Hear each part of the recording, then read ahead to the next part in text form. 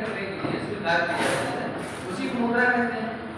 अब बीसीएस में तो बड़ा मुश्किल है क्वेश्चन पूछ लेना, लेकिन यूपीएससी वाले पूछ सकते हैं, क्योंकि यूपीएससी वाले थोड़ा नाम रहता है ऊपर से पूछने हैं, लेकिन वो क्वेश्चन कभी कभी ऐसा उठा देते हैं कि जो आप लोगों के हक में रहता है एक हासिल। तो एक तो हम बहुत बड़े अर्थशास्त्री रहे हैं और मनी से रिलेटेड रहे हैं, तो मैं चाहूंगा कि थोड़ा उनको आप लोग जाने। गुरले साहब उनका एक अलग से मॉडल है मनी सप्लाई, ठीक है, गुरले साहब ही कहते हैं उनको। ये एक नाम है जिन्होंने मनी सप्लाई के बारे में एक अलग स्टेटमेंट दिया था। वो थ्योरी आप लोगों को पढ़ने की जरूरत नहीं, क्योंकि आप लोग इस समय बैंकिंग पढ़ रहे हैं ना कि मनी की थ्योरी पढ़ रहे हैं, गुरले साहब नहीं पढ़ रहे हैं। तो उनका नाम है, उन्होंने दो मनी की बात की थी, दो प्रकार की मुद्राओं की बात की थी। एक इनसाइडर मनी होती है, मतलब क्या, आंतरिक मुद्रा। दूसरी क्या है, आउटसाइडर। नाम सुने इसका?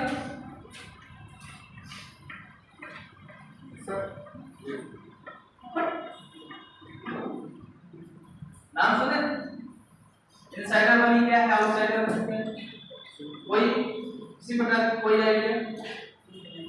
देखिए अगले साथ है, इन्होंने अपना कॉन्सेप्ट दिया, बहुत बड़ा टॉपिक है। अगले साथ आपको करेक्टली कभी रिपोर्ट पढ़े रोसा इफेक्ट है, ये सब सारी चीजें उसी में आती हैं, तो उसमें हम लोग डीप में नहीं जाएंगे, बस खाली इनका आप लोग जान लीजिए कि इनसाइडर मनी क्या होती है, आउटसाइडर मनी क्या होती है। तो इनसाइडर मनी यानी आंतरिक मुद्रा वह मुद्रा होती है जो क्या होता है, किसी भी देश के विकास पर निर्भर करती है, किसी भी देश के डेवलपमेंट पर निर्भर करती है।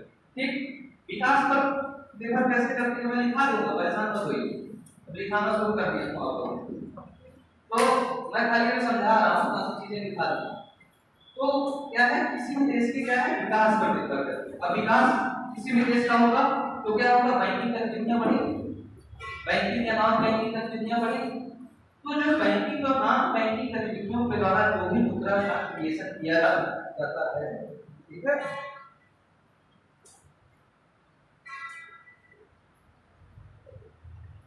जो भी मुद्रा का क्या है क्रिएशन किया जाता है, उसी को क्या कहते हैं, इनसाइडर मनी कहते हैं। ठीक, समझ में आ रहा है? Yes sir.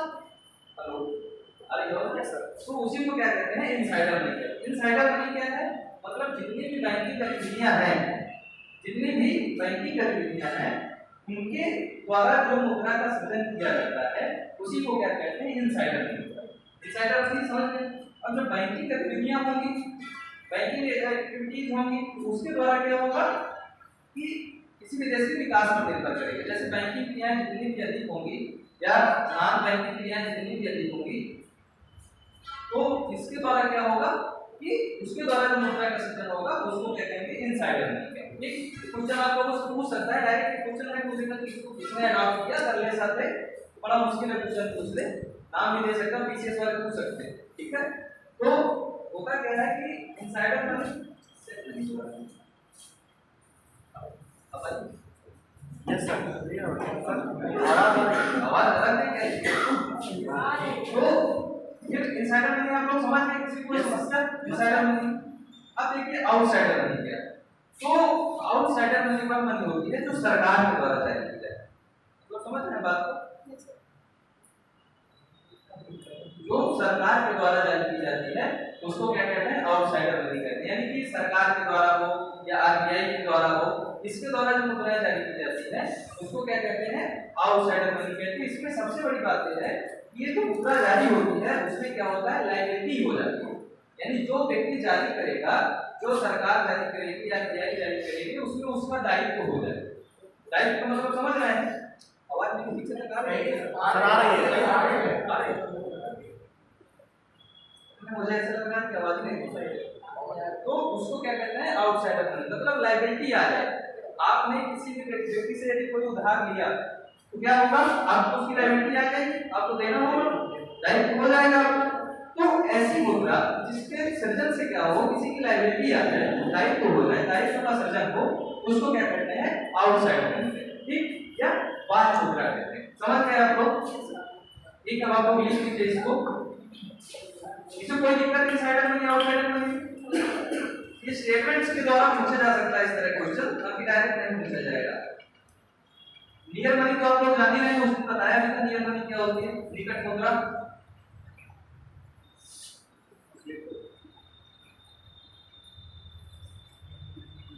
पहले एक दिन जब मनी मार्केट पढ़ाने आया था वो आप लोगों को निकट मनी में नियर मुद्रा के बारे में बताया।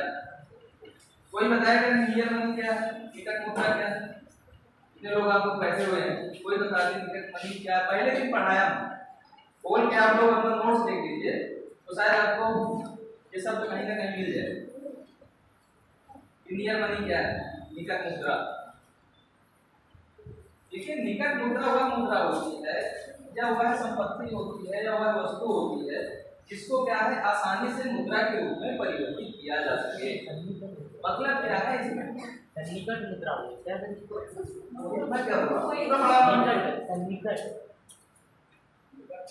सही में इसीलिए हिंदी शब्द बोलना बड़ा डिफिकल्ट हो जाता है। जब मैं नियर मनी बोल रहा हूँ, निकट मुद्रा बोल रहा हूँ, सबकी थोड़ा सा कभी कोई इंग्लिश में लिखी हो तो सब निकट निकट एक ही बात है, एक ही बात है। वही मैं कह रहा हूँ भाई, इसलिए क्या है, अरे नियर के शब्द इसीलिए मैंने पहले दिन आके ही बताया कि इकोनॉमिक्स में आप लोग क्या करें, कम से कम उसका एक इंग्लिश एक शब्द एक सुन लियो, गलती से एक नहीं होते उसको निकट मुद्रा को नियर मनी कहते हैं। तो ये सब ना बोले हो तो मुझसे किसान निकट कहते हैं, निकट कहते हैं, ठीक है। अभी मैं बेस वाली पढ़ाऊंगा उसकी हिंदी सुन लो, फिर मैं बेस वाली पढ़ाऊंगा इसको आधार मुद्रा कहते हैं, उसको आधार मुद्रा भी कहेंगे, उसको प्राथमिक मुद्रा भी कहेंगे, उसको उच्च शक्ति मुद्रा भी कहेंगे। ये अलग अलग नाम है और ऐसा होता है एग्जाम में आप जब कभी जाते हैं और जिस शब्द को पढ़े रहते हैं उसी शब्द की जगह कोई दूसरा शब्द आ जाता है तो आप लोग क्वेश्चन गलत कर देते हैं। आप लोगों ने न्यूट्रल का इंग्लिश सीखी है, तटस्थता होती है उसकी, लेकिन कहीं कहीं क्या है तटस्थता की जगह क्या लिखा रहता है, स्थिर लिखा रहता है। स्थिर के साथ साथ और एक इसकी हिंदी है घड़ी पता नहीं कुछ क्या ऐसा रहता है। तो थोड़ा सा शब्दों को आप लोग चयन कर दीजिए। क्लियर वाली समझ में आई? वह मुद्रा वह वस्तु जिसको आसानी से मुद्रा के रूप में परिवर्तित किया जा सके उसी को क्या कहते हैं, निकट मुद्रा कहते हैं, सन्निकट मुद्रा कहते हैं। ठीक, देख लीजिए आप लोग मुद्रा में पहली बात तो लिख लीजिए मुद्रा। मुद्रा है क्या, कोई भी वस्तु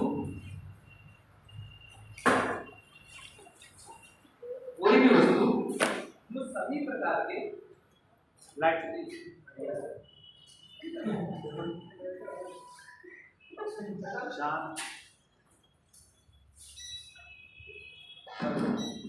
कोई भी वस्तु जो सभी प्रकार के व्यवहारों में,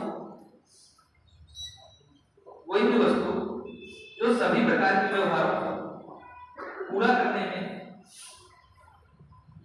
कोई भी वस्तु जो सभी प्रकार के व्यवहारों को पूरा करने में भुगतान के माध्यम के रूप में, भुगतान के माध्यम के रूप में सामान्यतः स्वीकार की जाती है, भुगतान के माध्यम के रूप में सामान्यतः स्वीकार की जाती है, उसको हम मुद्रा कहते हैं।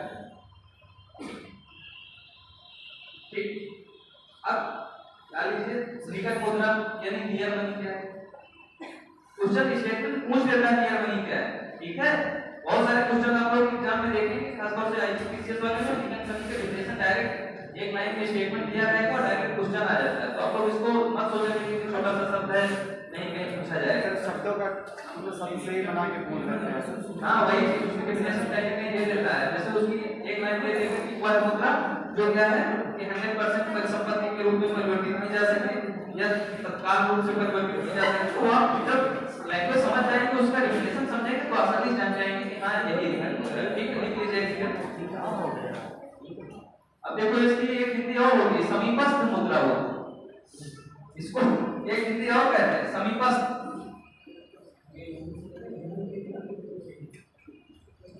समीपस्थ मुद्रा भी कहते हैं। अब ये मत कहते हैं कि समीपस्थ मुद्रा तो बताए, ठीक है। तो ऐसी संपत्ति, सिंपल से एक लाइन है, ऐसी संपत्ति जिसे आसानी से मुद्रा के रूप में परिवर्तित किया जा सके,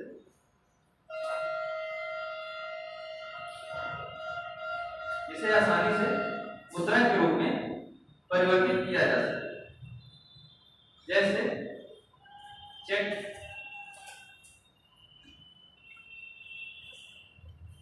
मांग जमा, डिमांड डिपॉजिट आदि। ठीक है, डिमांड ड्राफ्ट, डिमांड डिपॉजिट मतलब मांग जमा, डिमांड ड्राफ्ट, हाँ डिमांड ड्राफ्ट, वही सब सारी चीजें जिसको आसानी से काफी सकते हैं। एक मैं एग्जांपल दे दिया, मतलब इनको क्या है तत्काल रूप से आप लोग मुद्रा के रूप में परिवर्तित कर सके, उसको सबको क्या कहते हैं, निकट मुद्रा कहते हैं, नियर मनी कहते हैं। ठीक, अब लिख लीजिए भीतरी मुद्रा, वही इनसाइडर मनी या आंतरिक मुद्रा। वह मुद्रा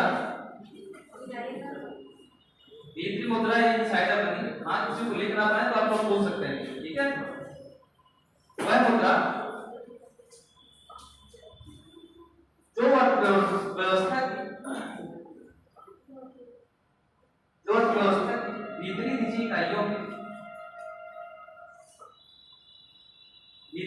इकाइयों के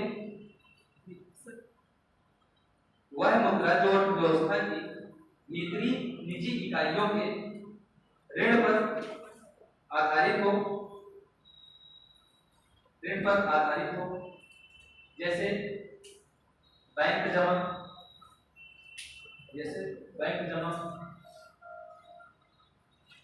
का उस सीमा तक, बैंक जमा का उस सीमा तक भाग जो उसके द्वारा निजी क्षेत्र को दिए गए ऋण के बराबर हो, उसे भीतरी मुद्रा कहते हैं, यह मुद्रा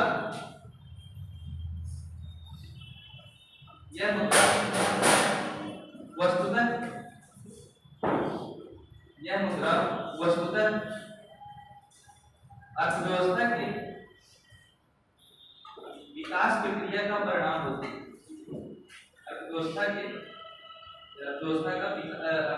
विकास प्रक्रिया का परिणाम होती है।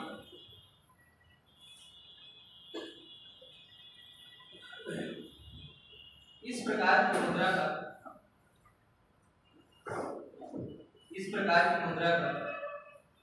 सृजन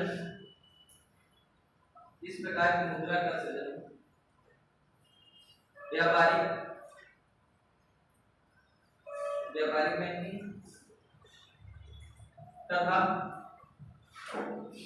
गैर बैंकिंग मध्यस्थों द्वारा हो सकता है। व्यापारिक बैंकिंग तथा गैर बैंकिंग मध्यस्थों, मीडिएटर जो होते हैं, गैर बैंकिंग मध्यस्थों द्वारा हो सकता है। ठीक, बता चुका हूं, समझा चुका हूं, सारी चीजें वही लिखी हुई है। थोड़ा लैंग्वेज टफ रहती है इकोनॉमिक्स की, तो आप लोगों को इसलिए मैं समझा देता हूं एक बार चीजों को, जिससे कि आप लोगों को कोई दिक्कत ना हो समझने में। ठीक है, लिख लीजिए एक्सटर्नल मनी या बाहरी मुद्रा, एक्सटर्नल मनी या बाहरी मुद्रा, या बाह्य मुद्रा। वह मुद्रा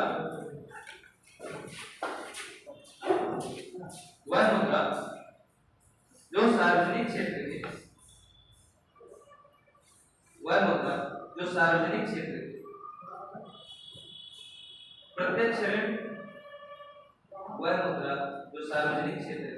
प्रत्यक्ष ऋण, या दायित्व जैसे चलन में मुद्रा पर आधारित हो,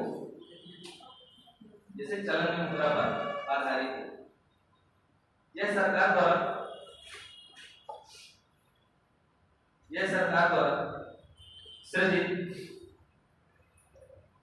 द्वारा सृजित आधार मुद्रा पर आधारित होती है। यह सरकार द्वारा सृजित आधार मुद्रा पर आधारित होती है। यह मुद्रा लोगों का शुद्ध धन है। यह मुद्रा लोगों का शुद्ध धन है। जैसे यह मुद्रा लोगों का शुद्ध धन है, जैसे सरकारी प्रतिभूति, स्वर्ण इत्यादि।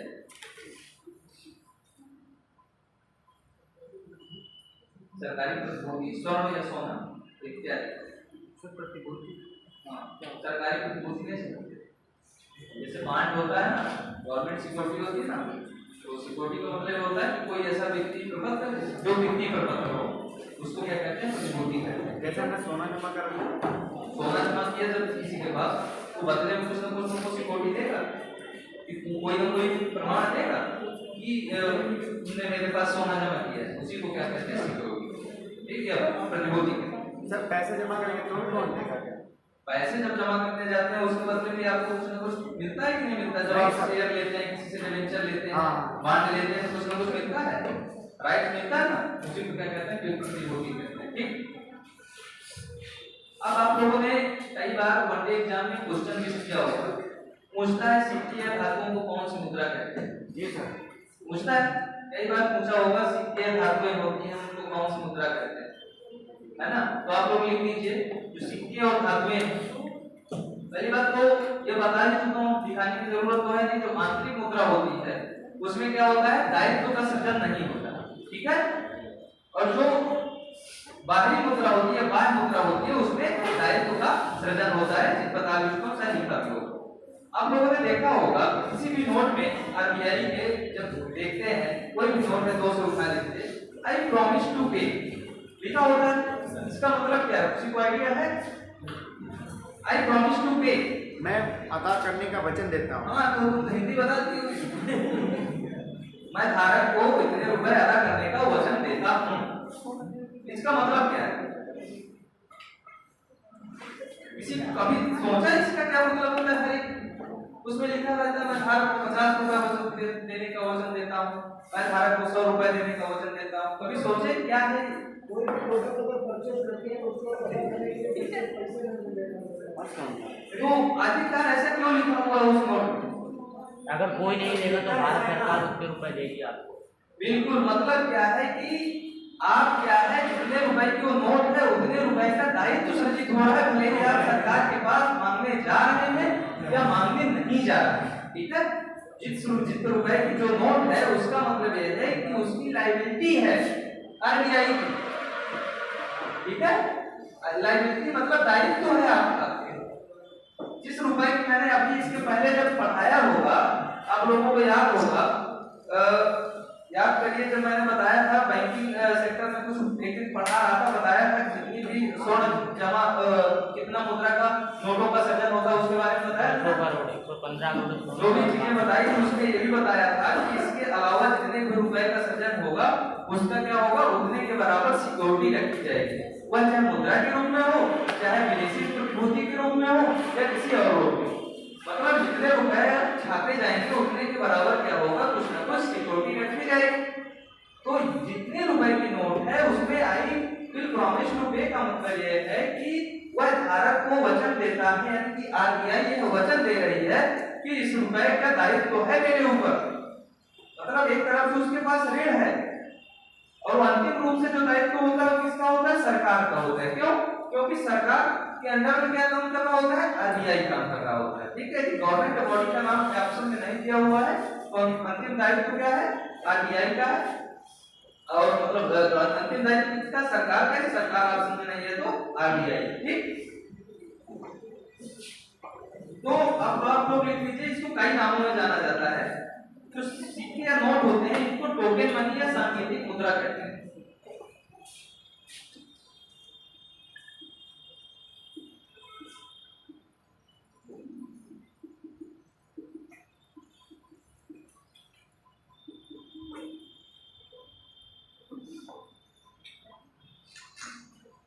जितने भी सिक्के हैं या नोट हैं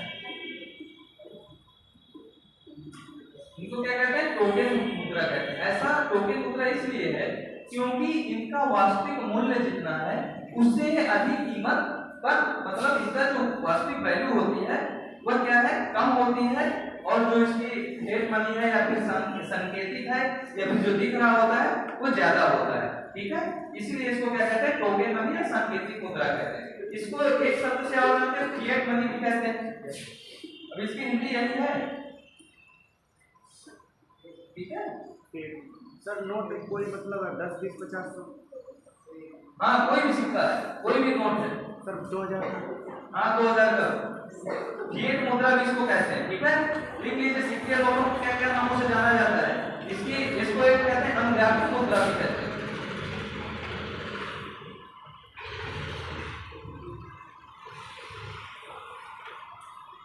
कभी ऑप्शन में आ जाता है सिक्के और धातु में क्या दिखाते हैं। अभी हम लोग इस एग्जाम दे के आए थे, यहाँ क्लियर हुआ है हायर एग्जाम, उसमें भी ये सारे ऑप्शन दे दिया। मतलब आयोग भी कंफ्यूज था कि इसको किसको क्या कहते हैं, और सारे ऑप्शन दिया था और किसी एक को माना था, तो उसको क्वेश्चन डिलीट करना पड़ा। विश्राम लगा हुआ है, कभी देखिएगा हायर क्वेश्चन उठा के, ये सारे ऑप्शन दिए हुए हैं। पेट वाले इसके पेपर पेट के पेपर में हम गए हैं, नेट के पेपर, पेट के बारे में पूछ सकता है, हायर एग्जाम तो उसकी बात कर रहा हूँ। नेट के पेपर, नेट का नहीं है, हायर एग्जाम दूसरा होता है, नेट का दूसरा होता है। हायर। चलो ठीक है, जानते हैं मतलब क्या है, एक इसको और कहते हैं नाम से फिड्यूसरी मुद्रा भी कहते हैं। फिड्यूसरी मुद्रा भी इसको कहते हैं।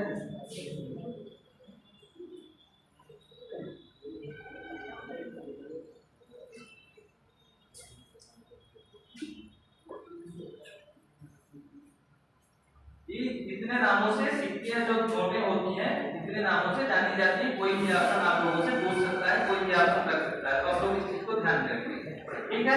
अब हम लोग आते हैं मनी सप्लाई पर, कि मुद्रा की पूर्ति क्या है, और सरकार के द्वारा अलग अलग से कार्यकारी दल यानी कि वर्किंग क्या है, कमेटियां गठित की गई।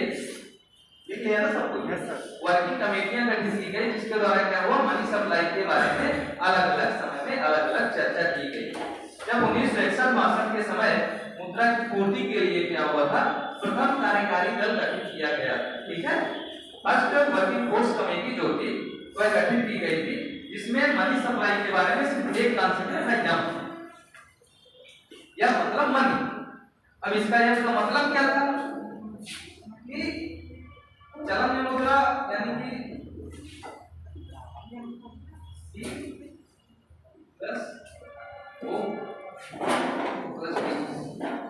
चलन में मुद्रा का मतलब यह होता है, इसी का मतलब यह था जो चलन में मुद्रा है, सर्कुलेशन ऑफ मनी, यानी कि जो हम और आप लोगों के पास जो मुद्रा है उसको क्या कहते थे, सी, यानी कि चलन में मुद्रा, ठीक है।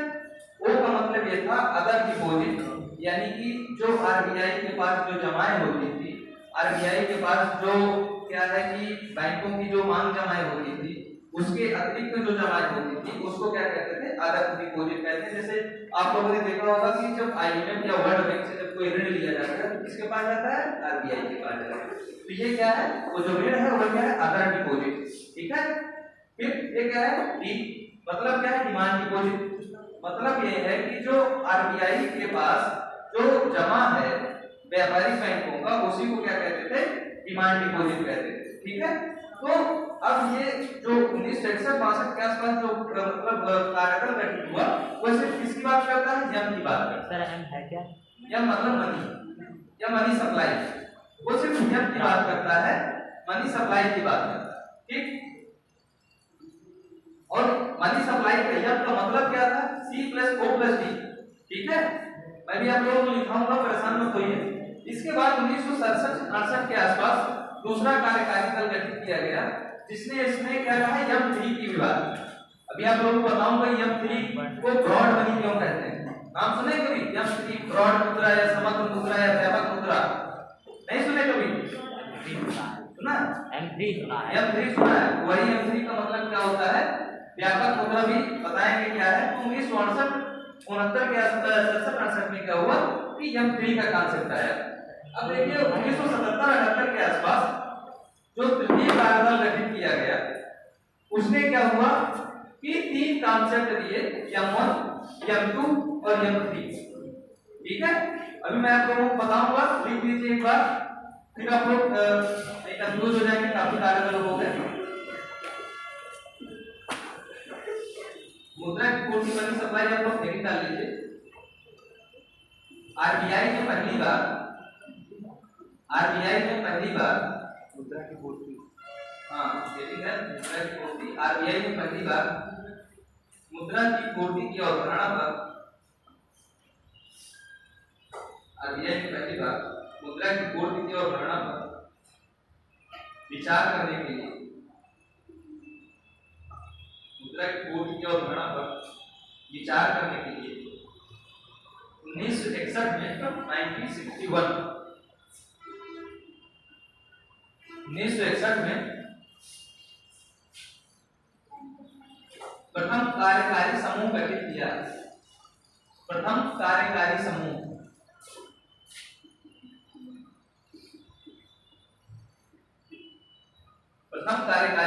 गठित किया, ठीक, जिसने अपनी रिपोर्ट 1964 में दी थी। जिसने अपनी रिपोर्ट 1964 में दी थी या 1964 में दी थी, ठीक। 1967-68 तक 1967 एंड 68 तक 1967-68 तक आरबीआई मुद्रा की पूर्ति का 1967-68 तक आरबीआई मुद्रा की पूर्ति का केवल एक ही माह प्रस्तुत करता था। मुद्रा की पूर्ति का केवल एक ही माह प्रस्तुत करता था। वही जो मैंने अभी लिखा था, जब इसका जो C plus OD B short में लिख दिया था थोड़ा। सी का मतलब है चलन में मुद्रा, भी मैं लिखा दूंगा, परेशान मत होइए। ओडी मतलब अदर डिपॉजिट और ये क्या है, डिमांड डिपॉजिट, ठीक है, जैसे डिमांड मांग।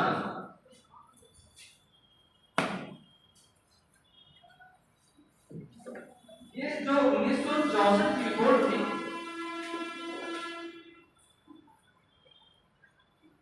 जब इसका जो C plus D plus OD लिख लिया ना आपको, ठीक है ना? Yes sir. फिर लिख लीजिए 1964 की रिपोर्ट शुद्ध बैंकिंग सिद्धांत पर आधारित थी। 1964 की रिपोर्ट थी शुद्ध बैंकिंग सिद्धांत पर आधारित थी। अब शुद्ध बैंकिंग सिद्धांत का मतलब क्या है? मतलब यह है कि जितनी भी मुद्रा है मार्केट में, उतना गवर्नमेंट का लायबिलिटी है, उतनी सरकार का दायित्व है। इसका मतलब होता है शुद्ध मौद्रिक सिद्धांत, ठीक है। जो शब्द आप लोगों ने लिखा है, क्या लिखे हैं? शुद्ध बैंकिंग सिद्धांत पर आधारित। इसका मतलब यह है कि जितनी मुद्रा जारी हो रही है उसमें उसका सरकार का पूरा दायित्व रहेगा, यानी आरबीआई का पूरा दायित्व रहेगा, ठीक सर। सर जैसे मतलब सर सरकार नोट छापती है सर, तो कुछ भी रखती होगी सर। मैंने बताया तो सारी चीजें लिखवा चुका हूं कि सरकार जब किसी भी मुद्रा को छापती है तो उतनी मात्रा में उसकी कोटी रखती है। पिछले क्लास में थे, पिछले क्लास बनाए होंगे तो नोट पलटना, कभी तो अपना जो नोट्स बनाया हो उसको पलटना, देखो कहीं लिखा होगा। अब 1967-68 के बाद 1967-68 के बाद आरबीआई ने व्यापक मुद्रा की धारणा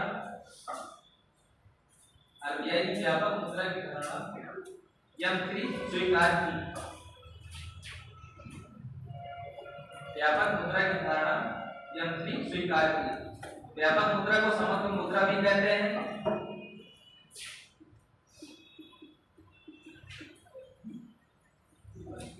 एग्रीगेट भी कहते हैं, ठीक है, अलग अलग नामों से जाना जाता है।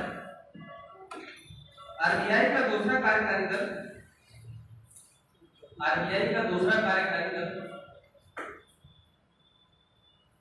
1977 यानी कि 1977 में गठित हुआ। आरबीआई का दूसरा कार्यकारी दल वर्किंग फोर्स कमेटी जो है 1977 में गठित हुआ, जिसने तरलता के अंश के आधार पर 4 माह प्रस्तुत किया। इसने तरसता क्या था पर 4 माह प्रस्तुत किया,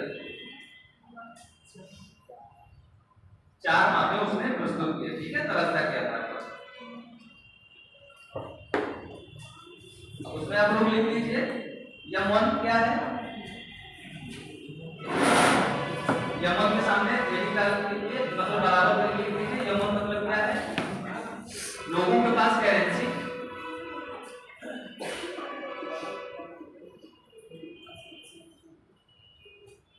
लोगों के पास चलन में मुद्रा,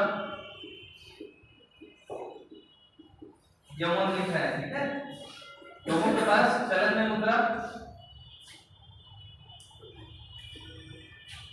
सभी व्यापारिक बैंकों के पास मांग जमाएं, नहीं वही यम1 में है, सभी व्यापारिक बैंक, सभी व्यापारिक एवं सरकारी बैंकों के पास,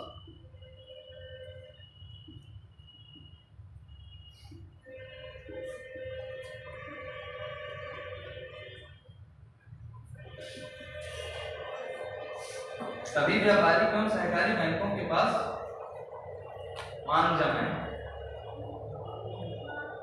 मांग जमाओं के बारे में मैंने आप लोगों को बताया था, जान रहे होंगे। वह जमा जो तुरंत मांगने पर तुरंत सर देना पड़ जाए या तुरंत प्राप्त हो जाए, उसको क्या कहते हैं, मांग जमा कहते हैं। तो व्यापारिक एवं सहकारी बैंकों की जो जमाएं होती है, उनके पास जो मांग जमाएं हैं, ये भी क्या है कि यम1 में शामिल हो गए, ठीक। तीसरी चीज क्या है, आरबीआई के पास अन्य जमाएं, आरबीआई के पास अन्य जमाएं। अब ये अन्य जमाएं क्या है, आप लोग लिख लीजिए, तीनों यम1 में है, ठीक है। आप लोग इस चीज को ध्यान देंगे, क्वेश्चन में क्या होगा कि अलग अलग चीजें दे देता है, और या तो मिलाने के लिए दे देता है, या तो खाली यम1 की प्रॉपर्टी पूछ लेगा कि यम1 में क्या क्या चीजें शामिल है, और कोई एक शब्द ऐसा बीच की लाइन दे देगा जो उसमें शामिल नहीं होगी। वही क्वेश्चन क्या होता है कि उसका रॉन्ग होता है, ठीक है। तो लिख लीजिए, रिजर्व बैंक के पास अन्य जमाएं वे जमाएं, लिखा ना आरबीआई के पास अन्य जमाएं, तो आरबीआई के पास अन्य जमाएं वे जमाएं हैं जो सरकार अथवा बैंकों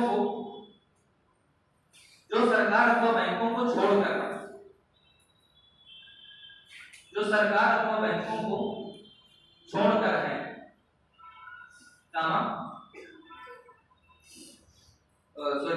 छोड़कर है, इसमें अर्ध सरकारी संस्थाओं की मांग, अर्ध सरकारी संस्थाओं की मांग जमाएं, इसमें अर्ध सरकारी संस्थाओं की जो मांग जमाएं, अब हमारा अर्ध सरकारी संस्थाओं की मांग जमाएं, विदेशी केंद्रीय बैंकों की जमाएं, विदेशी केंद्रीय बैंकों की जमाएं, आईएमएफ, वर्ल्ड बैंक आदि की जमाएं, आईएमएफ, वर्ल्ड बैंक या विश्व बैंक जिसे कहते हैं आप लोग। सर आईएमएफ और वर्ल्ड बैंक अलग अलग है सर? हाँ अलग अलग, कभी बताएंगे, जब ब्रिटेन फूड्स पढ़ाएंगे, कभी इंटरनेशनल ट्रेड में आप लोग आएंगे, अंतरराष्ट्रीय संस्थाएं पढ़ने के लिए कभी मौका मिलेगा आप लोगों को, तो बताएंगे कि ब्रिटेन फूड्स क्या था, कैसे ये दोनों आए और एक रह गया बेचारा। 3 आए थे लोग, 3 पैदा हुए थे एक साथ, लेकिन एक को क्या किया गया, उसको मार दिया गया। आईटीओ इंटरनेशनल ट्रेड ऑर्गेनाइजेशन था, तो वही चीजें 3 आए थे, ये बेचारे 2 आ गए तो चला, ठीक है। ITO international trade organization survive नहीं कर पाए, सर्वाइव नहीं कर पाए, उसको आने नहीं दिया। बताएंगे कभी, चर्चा मत बुलवाओ, नहीं खत्म हो जाएगा, उसी में चला जाएगा पूरा, तो 1-8 महीने पढ़ाया जाए तब जाके आप लोगों को क्लियर होगा। आईटीओ पढ़ रहे हैं तो स्टूडेंट्स क्या है, कैसे क्या है, ठीक है। हाँ गूगल बाबू, तो आप लोगों ने कहा लिखा आईएमएफ, वर्ल्ड बैंक आदि की जमाएं सम्मिलित होती है। इसके अंतर्गत शुद्ध विदेशी मुद्रा, इसके अंतर्गत शुद्ध विदेशी मुद्रा परिसंपत्ति भी सम्मिलित होती है। इसके अंतर्गत शुद्ध विदेशी मुद्रा परिसंपत्ति भी सम्मिलित होती है।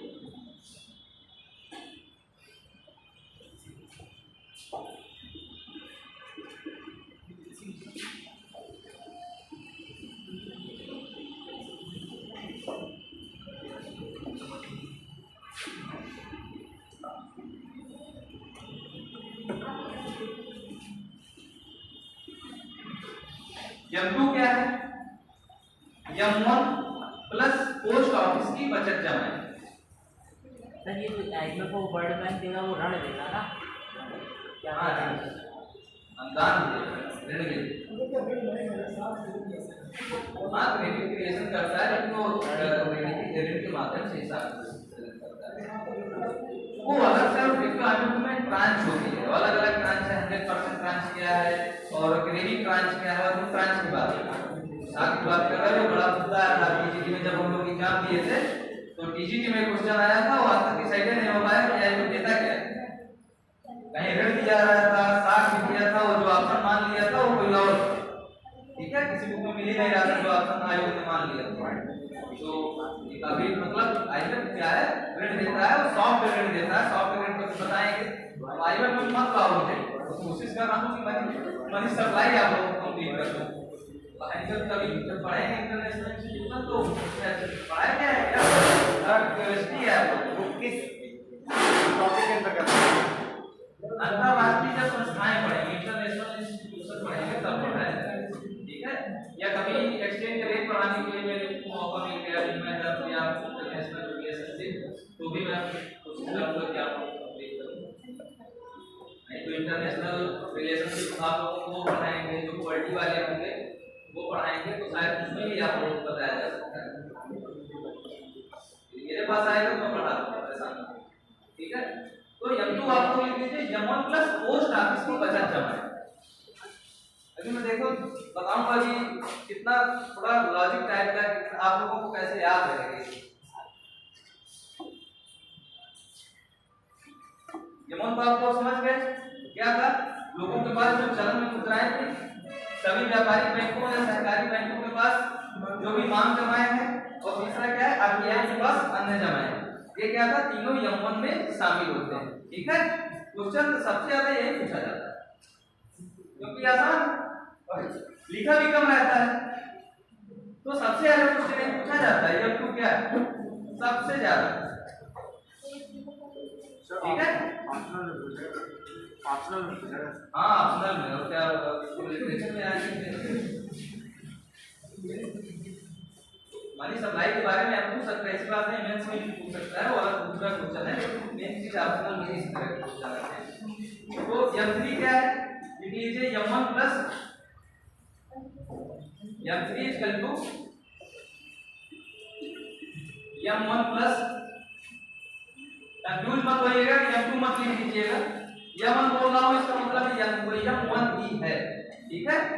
ज्यादा होशियारी मत दिखा दीजिएगा, क्योंकि हम लोग दिखा देते हैं, सोचे कि कहीं गलत गूगल में देखे पढ़े, लगा मिसप्रिंट हो गया है, अपने से हम जोड़ लेते हैं। क्योंकि M1 है तो M2 में M1 शामिल था, M3 में सोचे M2 शामिल हो जाएगा, ठीक है। तो M1 प्लस बैंकों तथा सहकारी बैंकों की समय जमा, बैंकों तथा सहकारी बैंकों की समय जमा।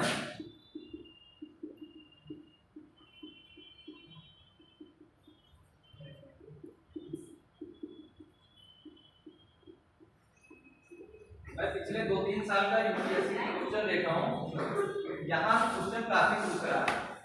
हाई पावर मनी मल्टीप्लायर, इसके कॉन्सेप्ट से काफी क्वेश्चन पूछे जा रहा है। ये सब मनी सप्लाई से काफी कॉन्सेप्ट से मैं पिछले 2-3 साल के क्वेश्चन देखा हूँ, काफी उसकी लैंग्वेज भी काफी टफ रहती है। तो आप लोग यदि सरल शब्दों में कॉन्सेप्ट समझ जाएंगे तो आप लोगों को आसान होगा जब ऑब्जेक्टिव टाइप के क्वेश्चन आएंगे। M3 क्या है, M1 प्लस बैंकों तथा सहकारी बैंकों की जो समय जमाएं, यहाँ क्या था, बैंकों सभी व्यापारिक बैंकों की क्या थी, मांग जमाएं, ठीक है। यहाँ क्या है, बैंकों तथा सहकारी बैंकों की समय जमाएं, ठीक। अब चौथा क्या है, M4,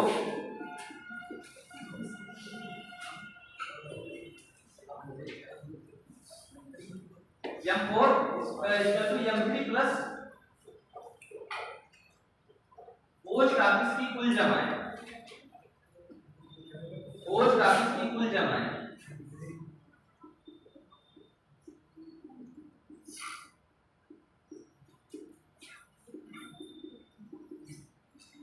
M4 क्या है, M3 प्लस पोस्ट ऑफिस की कुल जमाएं, जिसमें क्या था पहले आप लोगों ने देखा कि M2 में क्या था, पोस्ट ऑफिस की क्या थी, सिर्फ बचत जमाएं शामिल थी।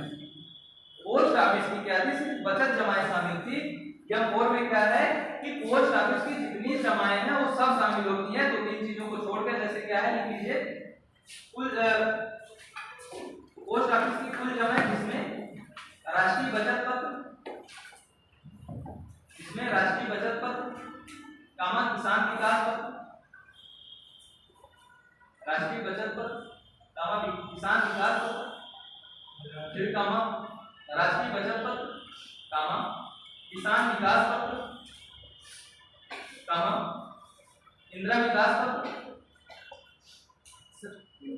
इंदिरा विकास पत्र आदि नहीं शामिल किया जाता, आदि नहीं शामिल किया जाता। इन सब चीजों को छोड़ इन चार चीजें हैं जो सर्टिफिकेट जारी होते हैं। जब आप कभी किसी पोस्ट ऑफिस में जाते हैं और पोस्ट ऑफिस में जाने के बाद जैसे आप लोग बैंक में जाके किसी इन्वेस्ट करना चाहते हैं ना, उसी तरह पोस्ट ऑफिस में भी आप क्या करते हैं, बॉन्ड या शेयर खरीदते हैं, सर्टिफिकेट लेते हैं। तो इन सब सारी चीजों को, इंदिरा विकास पत्र क्या, राष्ट्रीय बचत पत्र है, इन सब सारी चीजों को, किसान विकास पत्र है, इन सब को छोड़ के पोस्ट ऑफिस की जितनी भी कुल जमाएं हैं जो एक्सक्लूडेड है वो आप लोग लिख चुके हैं। सर हम लोगों ने जो पैसा जमा किया है इंडियन पोस्ट पेमेंट बैंक में, वो भी पोस्ट पेमेंट बैंक कैसे पर बैंक में सर बैंक की बात नहीं तो पोस्ट बैंक में जमा किया है, डाकघर में, डाकघर में किया है, सेविंग वो किया, फिक्स अमाउंट किया हुआ है ना, मतलब एफडी कराई है। नहीं सर, मतलब जो पोस्ट पेमेंट बैंक नहीं चलता ऑनलाइन, उसमें जमा किया। नहीं सर एफडी है ना, तो एफडी M4 में आ जाएगी। जब नहीं पता तो ना, ठीक है, जो एफडी है वो क्या है M4 में आएगा। इतना आप लोगों ने लिख लिया, चीजें समझ में आई आप लोगों के, इतना क्या। अब देखिए व्यापक मुद्रा क्या है, व्यापक मुद्रा क्या है, M3 है, और M1 क्या है, संकीर्ण मुद्रा जिसे कहते हैं, नैरो मनी।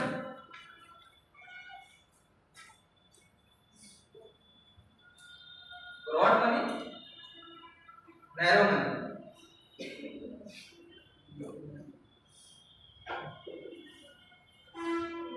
अब ये बताइए, जहां से आप लोगों को कंफ्यूजन होना दूर हो जाएगा, इसको M3 को ही क्यों ब्रॉड मुद्रा कहते हैं, M4 को क्यों नहीं कहते हैं? ये मेरा पहला क्वेश्चन सर। क्योंकि इसमें कुल जमाएं होती है ना, इसमें कुल जमाएं हैं तो M3 में, इसीलिए तो कह रहा हूँ M3 में कुल जमाएं हैं, तो M4 में तो M3 शामिल है। Yes sir. तो इसको फिर ब्रॉड मनी क्यों नहीं कहते हैं, M4 को? आप लोगों ने सारी चीजें आपके पास लिखी हुई हैं, देख लीजिए। बैंक और सरकारी बैंक दोनों जुड़े हुए हैं।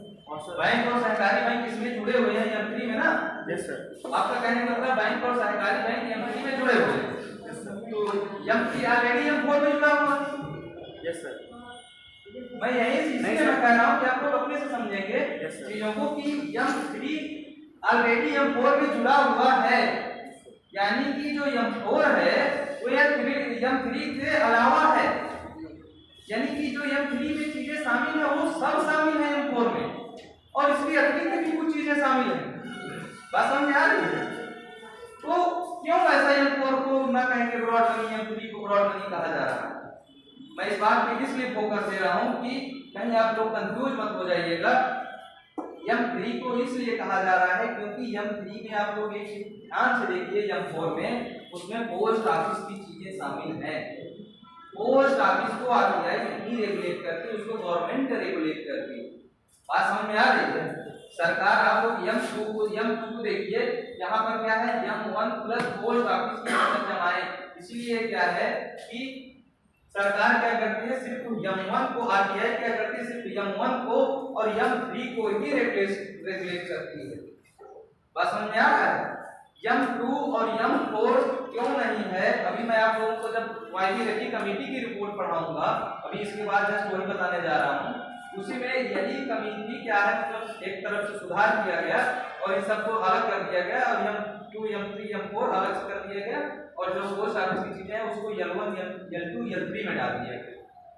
वो अलग से तरलता की बात करेंगे लिक्विडिटी, ठीक है।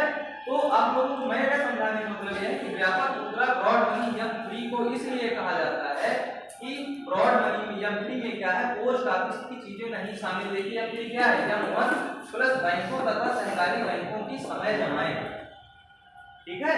अब M1 ऑलरेडी ये सारी चीजें जमा है, इसका मतलब मांग जमा पहले से शामिल है।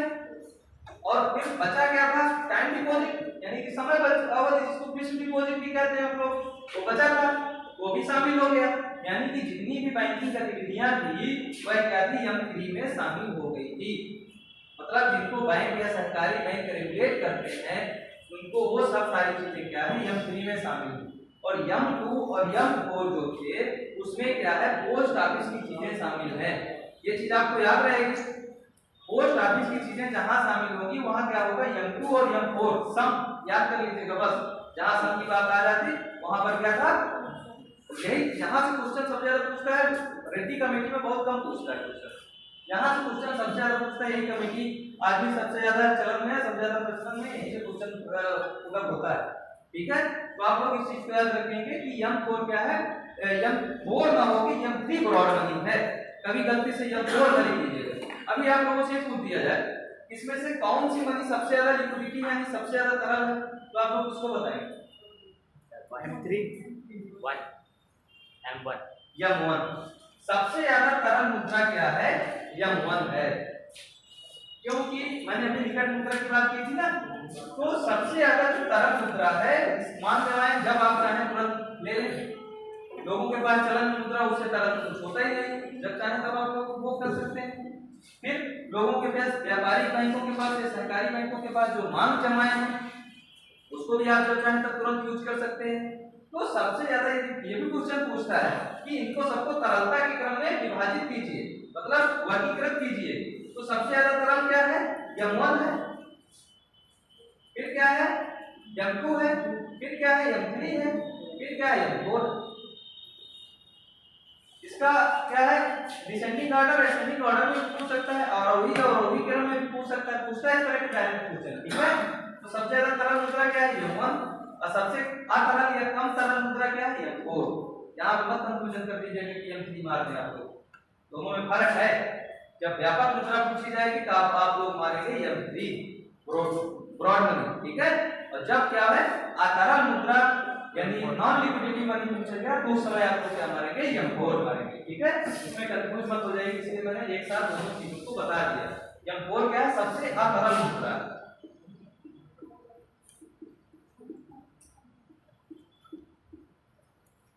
ठीक, आगे बढ़े। इसमें किसी को कोई समस्या आ रही है समझने में कि M1 क्या है, M2 क्या है, M3 क्या है, M4 क्या है? किसी को समस्या नहीं आई, कोई दिक्कत परेशानी बता दीजिएगा, ठीक है। अभी लेकिन आप लोग कर लीजिए वाई की रेखी कमेटी।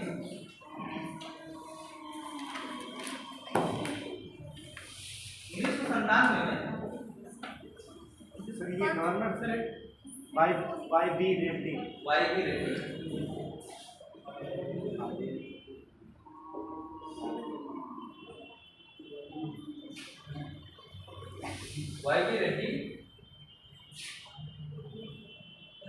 1997 में वाई की रेटिंग की अध्यक्षता में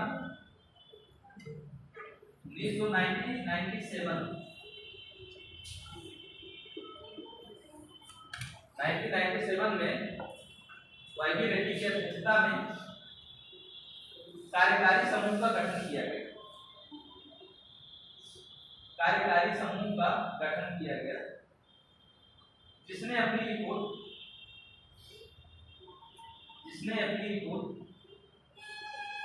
जून 1998 में लिखी। जिन्होंने अपनी रिपोर्ट जून 1998 में दी, ठीक। इन्होंने 3 तरलता समुच्चयों की बात की। इनकी कमेटी की अलग अलग आप लोग फिर से लिख लीजिए, सारी चीजें उसी तरह बताएंगे।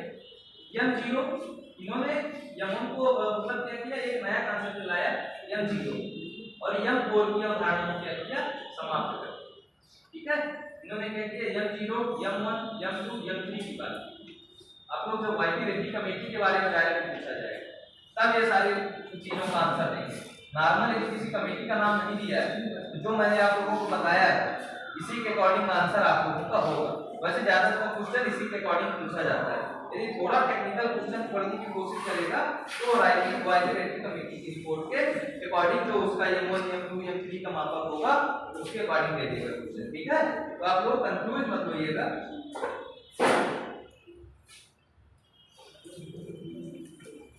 M1 क्या है M0 क्या है सब सारी चीजें क्या है। ठीक है, डाल लीजिए हेडिंग M0।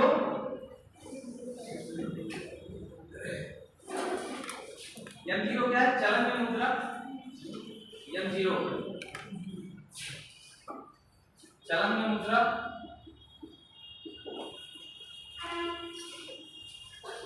प्लस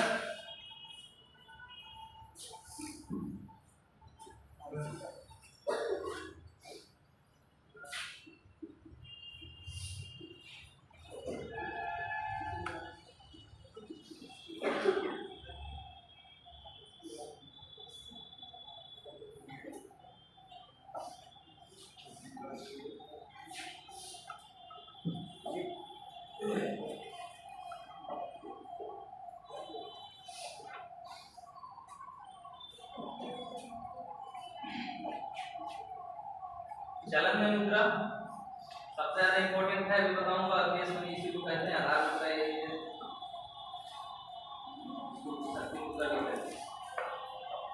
नहीं दिख रहा है क्या नीचे? अच्छा ठीक है, लिख लो। चलन में मुद्रा एक हो गई प्लस आरबीआई पर बैंकों की जमाएं, या आरबीआई के पास बैंकों की जमाएं, आरबीआई के पास बैंकों की जमाएं और आरबीआई के पास अन्य जमाएं। ये क्या है? M0 है। चलन में मुद्रा प्लस आरबीआई के पर बैंकों की जो जमाएं हैं, मतलब जो बैंक की जमाएं हैं जो आरबीआई पर जमा करते हैं, व्यापारिक और सरकारी बैंक जो भी हैं वो जो अपना जमा क्या है आरबीआई के पास रखते हैं। और तीसरी कौन सी जमा है? आरबीआई के पास अन्य जमा है। अब ये आपको याद है थोड़ा सा M1 में और M0 में क्या डिफरेंस है? M1 और M0 में क्या डिफरेंस है? अभी आप लोग लिखे हैं M1 में क्या लिखा हुआ था? यहाँ पर लिखा हुआ था बैंकों की मांग जमा है। ठीक है, व्यापारिक एवं सहकारी बैंकों की जो भी वो मांग जमा है। तो M0 का नया कॉन्सेप्ट कहाँ से आया? वाईपी रेड्डी कमेटी की जो अनुशंसा थी 1997 में, जिन्होंने अपनी रिकमेंडेशन दी जून 1998 में, उन्होंने M0 का कॉन्सेप्ट लाया। ठीक है, देखिए M1 में लिखा चुका हूँ, वही सारी सेम वही चीज है। चलन में मुद्रा सर्कुलेशन ऑफ मनी प्लस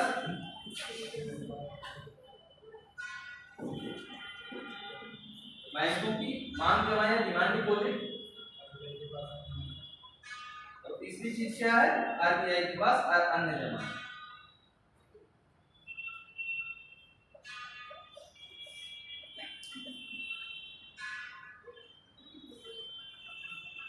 ठीक है, ये क्या है? M1 है।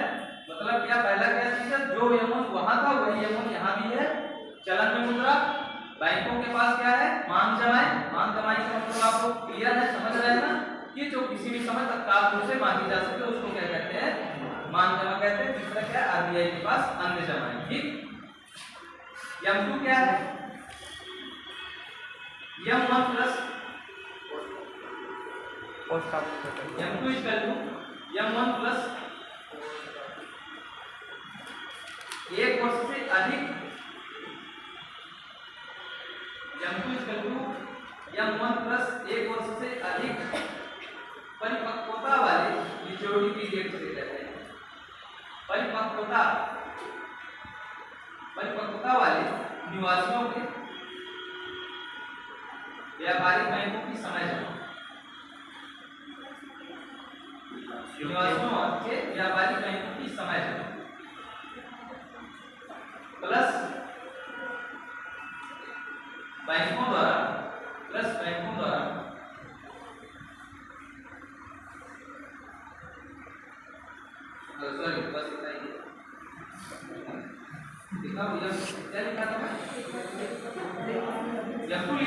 मतलब यस सर।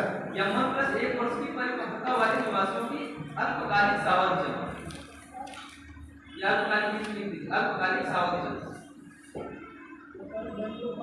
लिख लीजिए। फिर से एक बार लिख लीजिए, 1 वर्ष की परिपक्वता वाले निवासियों के अल्पकालिक सावधि जमा, ठीक है। अल्पकालिक सावधि जमा मतलब क्या है, इसमें क्या है वही मैंने बताया। देखिए उन्होंने जब M4 का कांसेप्ट लाया तो उसमें क्या हुआ, M3 का कांसेप्ट लाया, M4 तो छूट गया, तो उन्होंने दो भागों में विभाजित कर दिया कि आपका जो मेच्योरिटी पीरियड होता है, एक होता है 1 साल से कम अवधि के, जैसे मैंने मनी मार्केट के बारे में बताया। दूसरी चीज क्या होती है, ऐसी मेच्योरिटी के जो मतलब सिक्योरिटियां होती है तो 1 वर्ष से अधिक की होती है, उसको इन्होंने किसमें डाला, M3 में डाल दिया, ठीक है। तो यदि आप लिख लीजिए M3 इक्वल टू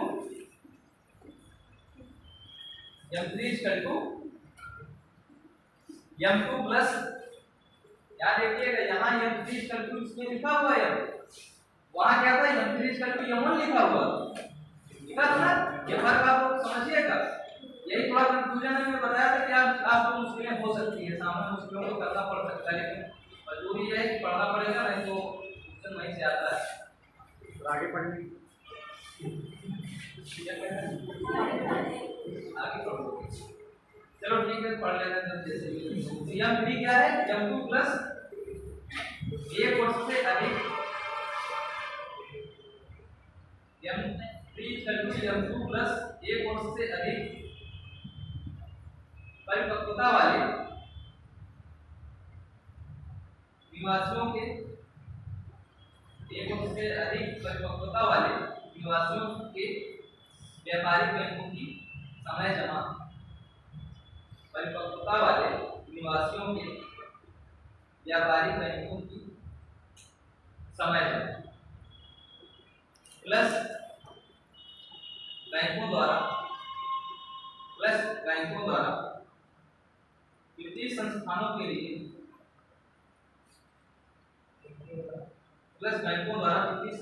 लिए, लिए जाने वाले मांग जमा है।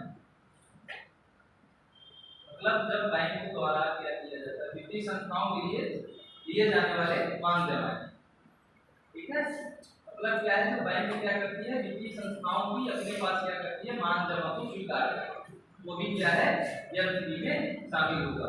आप लोगों ने एक चीज देखी होगी, वाइबिलिटी कमेटी में मैंने M0 बताया, M1 बताया, M2 बताया और M3 बताया। इन्होंने क्या किया, एक नया कॉन्सेप्ट लाए M0 का, लाए कि नहीं, इसके पहले M0 के बारे में पढ़े थे आप, नहीं पढ़े। दूसरा इन्होंने क्या किया, M4 को हटा दिया। तीसरी चीज आप लोगों ने एक भी देखी होगी कि यहाँ पर कहीं भी पोस्ट ऑफिस की चीजें नहीं शामिल है ना। तो वाईबी रेड्डी ने क्या किया है कि बैंकिंग गतिविधियों में अलग अलग M1 M2 M3 करने में जो विश्लेषण में मतलब एक समस्याओं का सामना करना पड़ता था, उन समस्याओं को दूर करने के लिए उन्होंने क्या किया कि उनके लिए एक अलग से L1 L2 L3 की बात की। और क्या हुआ, M0 M1 M2 M3 इन्होंने क्या किया, मनी सप्लाई के अंतर्गत शामिल कर दिया। इसका मतलब यह है कि अब जब M3 की बात की जाएगी या M2 की बात की जाएगी, वो क्या है कि उसको बैंक रेगुलेट करेगा यहाँ पे, ठीक है। वहां क्या था, M2 को और M4 को बैंक रेगुलेट नहीं करता था, वहां पोस्ट ऑफिस आ जाती थी। यहाँ क्या, पोस्ट ऑफिस जैसा कोई कॉन्सेप्ट नहीं है।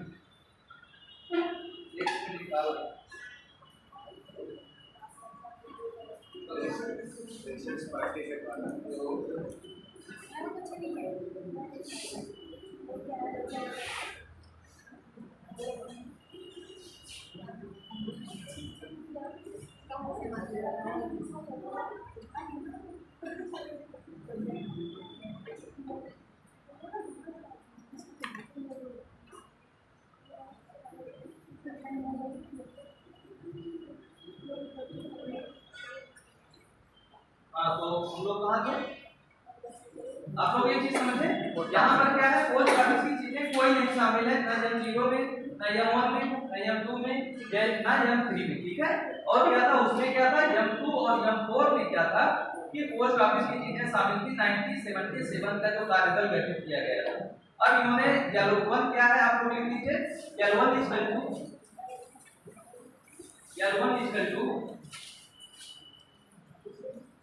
इसी के नीचे L1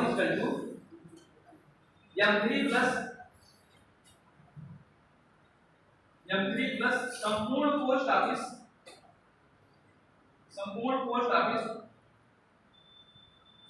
बचत बैंक जमा। L1 M3 प्लस संपूर्ण पोस्ट ऑफिस बचत बैंक जमा। ठीक है, L1 समझ गया ना, इसमें क्या है M3 की सारी चीजें शामिल है और प्लस क्या है संपूर्ण पोस्ट ऑफिस की जो क्या है बचत बैंक जमा है, बचत जमा है, वो सब शामिल की जाती है। ठीक, L2 L1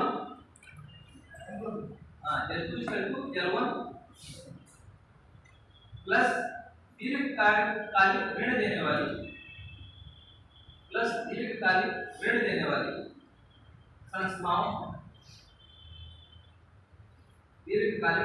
देने वाली संस्थाओं तथा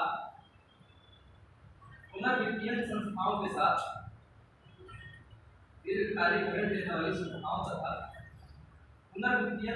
के साथ सावधि जमा। सावधि जमा का मतलब समझते हैं, टाइम डिपॉजिट। ठीक है, दीर्घकालिक ऋण देने वाली संस्थाओं तथा पुनर्वित्तीय संस्थाओं के साथ सावधि जमा। ठीक,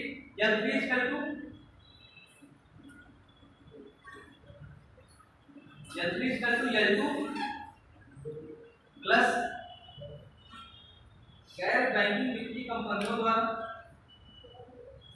जो नॉन बैंकिंग फाइनेंशियल कंपनी है, गैर बैंकिंग वित्तीय कंपनियों द्वारा धारित सार्वजनिक जमा।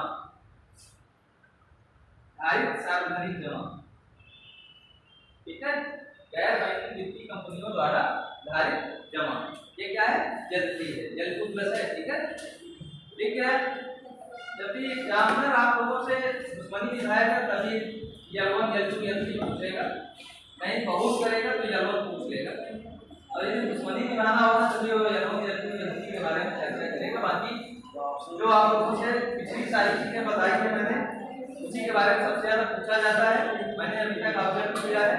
फिलहाल आप लोग वाइट इलेक्शन कमेटी वाला जो नया है, ये नया कंसेप्ट है, तो उसको आप लोग देख सकते हैं। ठीक है, आप लोग उसके बारे में जानकारी ले सकते हैं।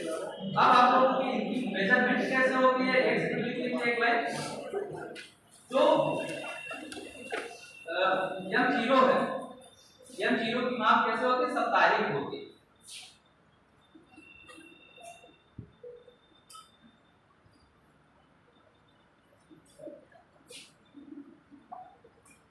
M0 की माप क्या है, साप्ताहिक होती है।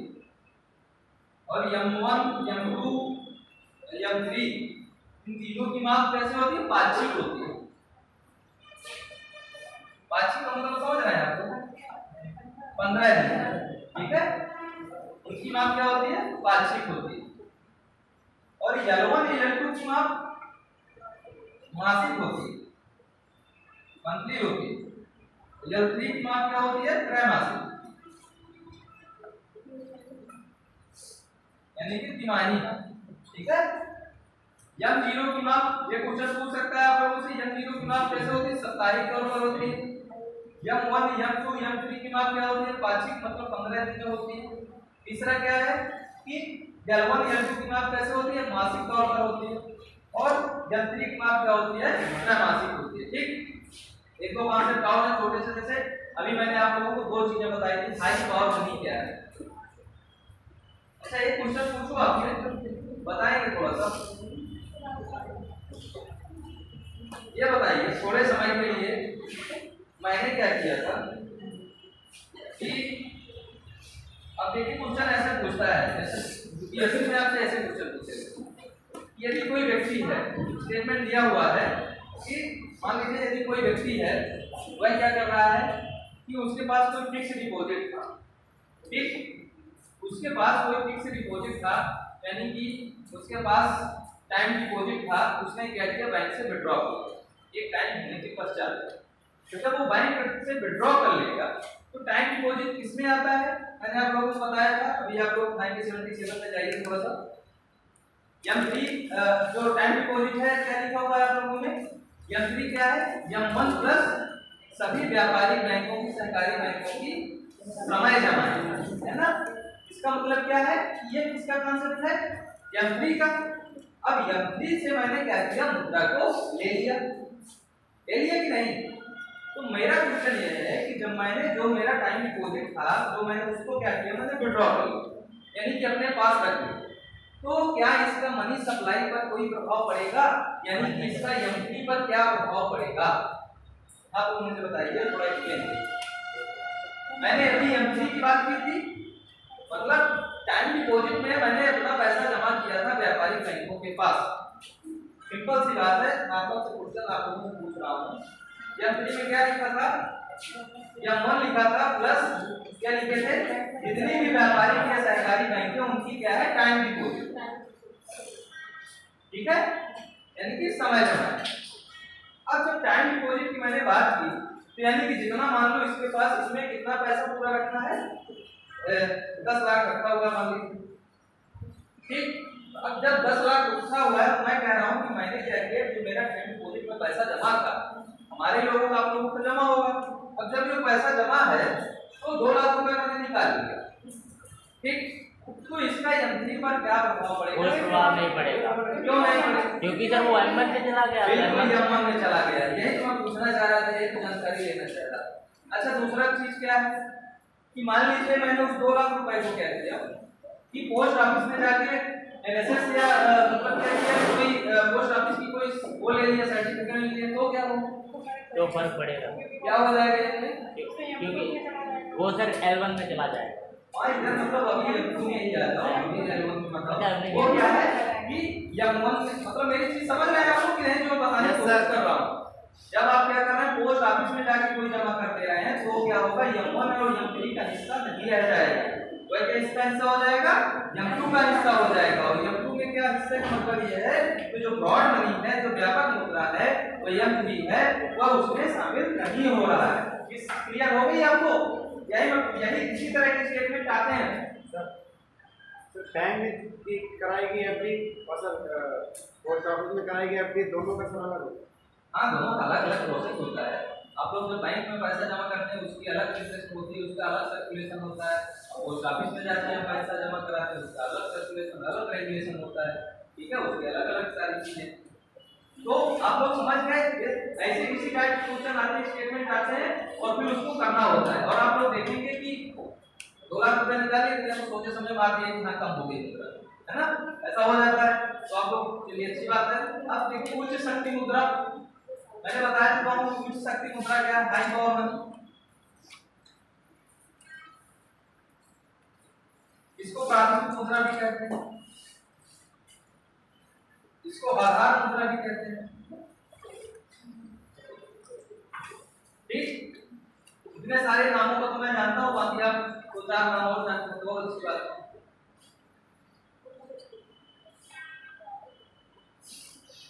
जो M0 है हमारा, M0 में आप लोगों ने जितनी सारी चीजें लिखी हुई है, यानी कि चलन में मुद्रा या RBI का, बैंकों का RBI पर जमा या RBI के पास अन्य जमा है, मतलब ये जितना भी निवल मौद्रिक दायित्व है उसको क्या कहते हैं? M0 कहते हैं। इसी को क्या कहते हैं? आधार मुद्रा कहते हैं, ठीक है। यही क्या है आप लोगों की आधार मुद्रा। सबसे बहुत ज्यादा क्वेश्चन पूछा जाता है आधार मुद्रा क्या है, और जानकारी नहीं रहती है, ठीक है। दूसरी चीज क्या है? Money multiplier.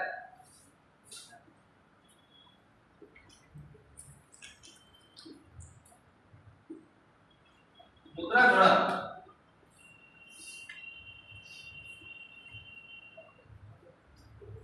मनी मल्टीप्लायर क्या है? मुद्रा गुणक। इसका सिंपल सा formula M3 upon M0।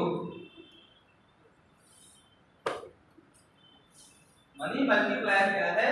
M3 upon M0। अब इसमें जो वैल्यू आएगी वही क्या होगा? मुद्रा गुणक होगा, मनी सप्लाई होगी, ठीक है। कितना ही क्रेडिट क्रिएशन, उसका अलग वैल्यू होगी। इसका आप विश्वास मानिए, मैंने 2018 में पीएचडी का एंट्रेंस दिया, तो मेरे काफी नंबर कम आए थे, तो आप लोगों ने आईटीआई एक्ट का नाम सुना? नाम सुना है। नाम सुना?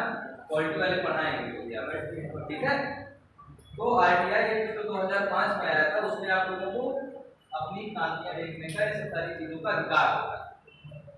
तो मैंने आईटीआई एक्ट के थ्रू क्या किया था, आवेदन किया था 10-11 रुपए थोड़ी सुविधा उसकी, तो मैंने आवेदन किया था। तो मैंने देखा कि मुझे लगभग सारे क्वेश्चनों में एक कॉमन नंबर मिले थे, मतलब 15 नंबर का क्वेश्चन था तो सब में 5 नंबर 7 नंबर 5 नंबर 7 नंबर देके जो ने क्या किया, हालांकि इंटरव्यू वाली हो गई थी मेरी, लेकिन नंबर बहुत कम आने की वजह से मुझे थोड़ा डाउट था। मैंने सोचा कि कहीं मिस्टेक तो नहीं हो गया, कहीं ऐसा तो नहीं हो गया मेरी सही से काम नहीं करके कोई हो।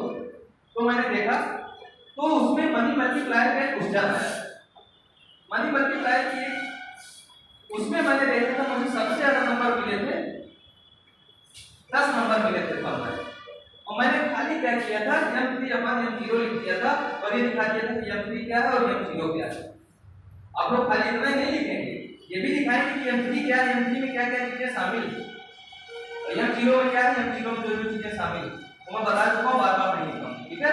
तो खाली इतना लिखने की बदौलत मुझे उसमें 15 में 10 मिल गए, तो मैं बड़ा ताज्जुब माना। तो जब आप लोग कभी मेंस लिखते हैं, कभी मेंस लिखने जाएंगे आईएएस में पीसीएस में, तो हम लोग ये चीज ध्यान देंगे कि यदि किसी का कोई फार्मूला बन रहा है या किसी का कोई फार्मूला है तो आप लोग उसको जरूर ध्यान में रखेंगे, जरूर लिखेंगे। आप लोग एग्जाम में ले रहे हैं, बीए में का कोई भी चीजें हैं, आप लोग जितना अधिक डिजाइन, जितना अधिक ग्राफिकली दिखा देते हैं, जितना अच्छा टेबल ओवर बना के सब सारी दिखा देते हैं, तो आपका क्वेश्चन लोगों से डिफरेंट हो जाता है, अलग हो जाता है, ठीक है। तीसरी चीज क्या है, मौद्रीकरण। ये निकाल लीजिए आप लोग, मौद्रीकरण।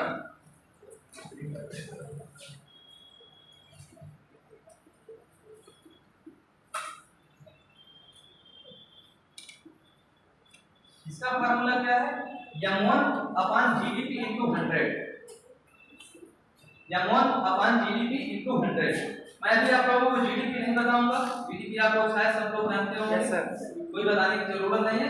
एक चीज और है, इस दोनों फार्मूले में थोड़ा सा डिफरेंस है, एक मौद्रिक गहनता है, क्योंकि मुझे मौद्रिक कमेटी की रिपोर्ट पढ़ाना है और 10 मिनट से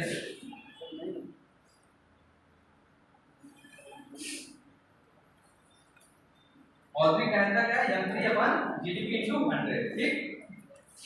ये क्या है, मौद्रिक गहनता है। दोनों का फार्मूला लिख लीजिए। मैंने देखा था छत्तीसगढ़ का सिस्टम प्रोफेसर में दोनों क्वेश्चन पूछे थे और लोग कंफ्यूज हो गए। मौद्रिक गहनता क्या है, मौद्रिक वो क्या है, मौद्रीकरण क्या है, ठीक। अब आप लोगों ने मौद्रिक नीति समिति का नाम सुना हो। मौद्रिक नीति समिति, मॉनेटरी पॉलिसी आप लोग देखते हैं कि हर त्रैमासिक रूप में क्या होता है, मौद्रिक नीति जो है कुछ ना कुछ अपना repo rate, reverse repo rate, कुछ ना कुछ चीजें जारी करती है, कभी घटाती है, कभी बढ़ाती है, कभी कांस्टेंट करती है। देखे हैं आप लोग, देखते हैं कि नहीं, कभी न्यूज़पेपर में पढ़े, मैंने दिखाया है। जब पहले दिन आया था तो आप लोगों को दिखाया था 5-6 रेट दिखाई थी, सीआरआर क्या है, एसएलआर क्या है, एमएसएफ क्या है, ये सब सारी चीजें, रेपो इंटरेस्ट रेट क्या है, ये सब सारी चीजें नहीं दिखाई थी। तो इसको जारी कौन करता है, आरबीआई। और आरबीआई को कौन रिकमेंडेशन देती है, मौद्रिक नीति की जो कमेटी होती है। तो देखिए जो मौद्रिक नीति की पहले जो कमेटी थी उसमें क्या था, आपने वीटो पावर का नाम सुना? Yes sir. क्या होता है, विशेषाधिकार। विशेषाधिकार। वीटो पावर क्या होता था, एक विशेषाधिकार होता था आरबीआई के गवर्नर, ठीक है। तो आरबीआई के गवर्नर के पास एक विशेषाधिकार होता था। वह क्या होता था कि यदि जो कार्यकारी दल था, जो वर्किंग कमेटी होती थी, वह क्या है, कोई रिकमेंडेशन देती थी, तो आरबीआई के गवर्नर के पास ये अधिकार होता था कि वह चाहे तो पूरी कमेटी की रिपोर्ट को क्या करता था, भंग कर, ठीक। इस समस्या को देखते हुए आरबीआई ने डिसीजन लिया कि इसमें क्या है, जो आरबीआई के गवर्नर है उसकी मोनोपोली हो जाती है पूरी इकोनॉमी में। मोनोपोली का मतलब उसका एक अधिकार हो जाता है। तो ये सब सारी समस्याओं के लिए उन्होंने एक रिकमेंडेशन दी, जो उर्जित पटेल की कमेटी की अनुशंसा के आधार पर 2013 में क्या हुआ था, एक कमेटी गठित की गई कि मौद्रिक नीति समिति के लिए क्या क्या चीजें बनाई जाए, क्या क्या रिकमेंडेशन दी जाए। तो उनका पहला रिकमेंडेशन ये था, मैंने आप लोगों को बताया था टारगेटिंग इन्फ्लेशन का नाम लिया था, मुद्रास्फीति, लक्षित मुद्रास्फीति आपने पकड़ा हुआ था उसमें। लक्षित मुद्रास्फीति का नाम मैंने लिया था आपके सामने।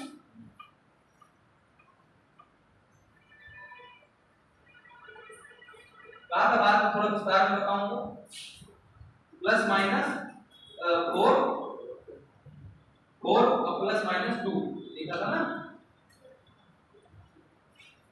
मतलब इन्होंने जो रिकमेंडेशन दी अपनी कमेटी में, तो उन्होंने पहले क्या कहा कि जो मौद्रिक नीति है, जो मुद्रा की मौद्रिक नीति है, उसके लिए क्या होना चाहिए, मुद्रास्फीति का एक निर्धारित अंकीय मापक होना चाहिए। एक अंक के रूप में मुद्रास्फीति को क्या करना चाहिए, निर्धारित करना चाहिए कि मुद्रास्फीति किस अंक के द्वारा कम या ज्यादा ना हो पाए। इसमें क्या था, 4% को एक लक्ष्य रखा गया था। इसमें 2% का ऊपर या नीचे क्या हो सकता था, गिरावट हो सकती थी। और यदि 2% के ऊपर नीचे से, यानी कि 2% से मुद्रास्फीति कम आई, तो इसको क्या कहा जाएगा, मौद्रिक नीति फेल कहा जाएगा। यानी कि मौद्रिक नीति क्या हुई, फेल हो गई या सफल हो गई। और यदि क्या है कि मुद्रास्फीति 6% से ऊपर चली जाती है, तो उसको भी मौद्रिक नीति फेल कहते हैं। यानी कि मॉनेटरी पॉलिसी क्या है, फेल हो गई। बात समझ आया? जो टारगेट था वो कितना रखा गया था, 4% का। कमेटी की अनुशंसा किसके अध्यक्ष कौन थे, उर्जित पटेल थे। ठीक है, उन्होंने क्या किया था कि 4% का लक्ष्य रखा था, इसमें 2% का फ्लक्चुएशन हो सकता था। अब मुद्रास्फीति आप लोग पढ़े, मनी इन्फ्लेशन पढ़े हैं आप लोग? इसकी माप कैसे होती है? आप लोगों ने इनका नाम सुना, WPI क्या है, CPI क्या है? Whole price index, CPI combined consumer price index है ना। तो कंज्यूमर प्राइस इंडेक्स अलग-अलग चीजों में अलग-अलग नापा जाता है। ठीक है, पहले जब सरकार क्या थी कि जब मुद्रास्फीति की माप करती थी, वो किस पर आधारित थी, WPI पर। सबसे ज्यादा विवादित क्वेश्चन इस समय आता है, आज भी एग्जाम में कभी आप लोग देख लीजिएगा, पिछले के क्वेश्चन पलट लीजिएगा, हमेशा लिखा रहता है कि मुद्रास्फीति की माप किसमें की जाती है, WPI। जो अब चेंज हो गया है, अब किसमें होती है, कंज्यूमर प्राइस इंडेक्स में होती है, CPI में होती है। ठीक है, तो पिछले साल के क्वेश्चन जब आप लोग रखते हैं तो उसमें एक चीज ध्यान दीजिएगा, उसमें अभी चेंजेस आ गया है। अब क्या आ गया है, कंज्यूमर प्राइस इंडेक्स आ गया है। अच्छा, कंज्यूमर प्राइस इंडेक्स 4 प्रकार के होते हैं, तो मैं बाद में कभी इन्फ्लेशन पढ़ाऊंगा तो आपको बताऊंगा। एग्रीकल्चर लेबर का अलग था, इंडस्ट्रियल वर्कर का अलग था, CPI अर्बन अलग था, CPI रूरल अलग था। 4 थे, एक CPI urban, CPI rural, CPI agriculture labour, CPI industrial worker. इन चारों के लिए अलग अलग रहता था। तो इसको भी कम हटा के क्या किया गया, CPI कंबाइंड कर दिया, यानी कि CPI संयुक्त जिसे कहते हैं। ठीक, जब CPI कंबाइंड कर दिया गया तो ये बात की गई कि जो मुद्रास्फीति का लक्ष्य होगा, इसका मेजरमेंट का तरीका क्या होगा, माप क्या होगी, वह किस आधार पर होगा, 4% जो है CPI कंबाइंड, यानी CPI संयुक्त। ठीक है, दूसरी उनकी रिकमेंडेशन क्या थी कि जो CPI जो मुद्रास्फीति पहले बताया उन्होंने 4% होनी चाहिए, उसमें 2% का फ्लक्चुएशन हो सकता है। दूसरी चीज उन्होंने क्या बताया कि इसकी जो माप होनी चाहिए वो किस आधार पर होना चाहिए, CPI कंबाइंड के द्वारा होना चाहिए। तीसरी उन्होंने क्या बात की, उन्होंने देखा कि मौद्रिक नीति समिति के 6 सदस्य होते हैं। ठीक है, उन्होंने एक रिकमेंडेशन दी कि जो मौद्रिक नीति सदस्य समिति होगी उसके 6 सदस्य होंगे, जिसमें 3 सदस्य जो होंगे RBI के, 3 सदस्य किसके होंगे, RBI के होंगे, जिसमें गवर्नर होंगे वो इंक्लूड होंगे, यानी कि जो RBI का जो चीफ गवर्नर है, मेन गवर्नर है, वो क्या है उसमें शामिल रहेंगे 3 सदस्यों में। और 3 सदस्यों की जो नियुक्ति है वो सरकार के द्वारा की जाएगी। 3 सदस्यों की जो नियुक्ति होगी वह सरकार के द्वारा होगी, और जो सरकार उसके लिए 3 सदस्य निर्धारित करेगी, उसके लिए फिर से एक कमेटी गठित की जाएगी। बात समझ आई? 3 सदस्यों के चयन के लिए फिर से एक कमेटी गठित की जाएगी। आप लोग पॉलिटिकल में पढ़े होंगे, जब देखे हैं जो कॉलेजियम पद्धति अपनाई जाती है, राष्ट्रपति प्रधानमंत्री इनकी नियुक्ति के लिए, मतलब जब सुप्रीम कोर्ट का जब आप लोग चीफ जस्टिस के नियुक्ति के लिए देखते होंगे, अलग अलग कमेटियां के लिए अलग अलग सदस्य होते हैं। तो उसी प्रकार क्या है, एक समिति गठित की जाएगी 3 सदस्यों के चयन के लिए, जिसके अध्यक्ष कौन होंगे, जो कैबिनेट स्तर के जो क्या होंगे, मंत्री होंगे। कैबिनेट स्तर के मंत्री, राज्य स्तर के मंत्री आप लोग पढ़े कि नहीं? तो जो कैबिनेट स्तर के मंत्री होंगे वो क्या होंगे, इसके अध्यक्ष होंगे, ठीक है। और उसकी अध्यक्षता में 3 सदस्यों के चयन के लिए फिर से एक कमेटी गठित की जाएगी, और उनको सेक्टर कौन-कौन से होंगे, जो अर्थशास्त्र से संबंधित होंगे, मतलब आप सब लोग अर्थशास्त्री है ना। दूसरी चीज क्या है कि जो वित्त से संबंधित होंगे या फाइनेंस से रिलेटेड होंगे, तो ये सब सारी चीजों के जो संबंधित होंगे, उन्हीं सदस्यों को 3 लोगों को क्या किया जाएगा, नामित किया जाएगा। अब आप लोग अर्थशास्त्री बन के सदस्य बन सकते हैं कि नहीं मौद्रिक समिति का? बन सकते हैं, अर्थव्यवस्था का संचालन कर सकते हैं कि नहीं? कर सकते हैं। क्यों नहीं कर सकते हैं भाई? उन्हीं क्यों मिला रहे? इसीलिए हमने कहा ना कि अर्थशास्त्र का अपना रोल है हर साइड में, उसका एक अलग महत्व है, ठीक है। फिर मैं क्या बता रहा था, हाँ 6 सदस्य हो गए। 3 सदस्य किसके थे, आरबीआई के। 3 सदस्य किसके रहेंगे, जो सरकार द्वारा नामित होंगे। 6 सदस्य हो गए। अब दूसरी समस्या क्या आ गई, जो आरबीआई की पहले क्या होता था, 6 सदस्य जो होते थे उसके द्वारा कोई निर्णय को आरबीआई के गवर्नर टाल देता। अब क्या होगा, अब आरबीआई के गवर्नर को वीटो पावर नहीं प्राप्त होगा, विशेषाधिकार नहीं प्राप्त होगा। अब आरबीआई का गवर्नर एक निर्णायक मत के लिए एक तो मतलब उसके लिए एलिजिबल होगा, सक्षम होगा कि मान लो 3 जो थे आरबीआई के, उन्होंने अलग अपनी पक्ष रखा, जो तीसरे सरकार के क्षेत्र के नॉमिनेटेड थे उन्होंने अपना अलग पक्ष रखा, तो 3-3 हो गए बराबर। तो चुनाव कैसे हो, कौन जीते? तो उस स्थिति में क्या होगा, जो आरबीआई का गवर्नर होगा उसको निर्णायक मत प्राप्त होगा, ठीक है। मौद्रिक नीति समिति के बारे में कुछ थोड़ा बहुत जाने, मौद्रिक नीति कैसे हुई, लिख लीजिए इसको। मौद्रिक नीति की संरचना के लिए मौद्रिक नीति समिति डाल लीजिए।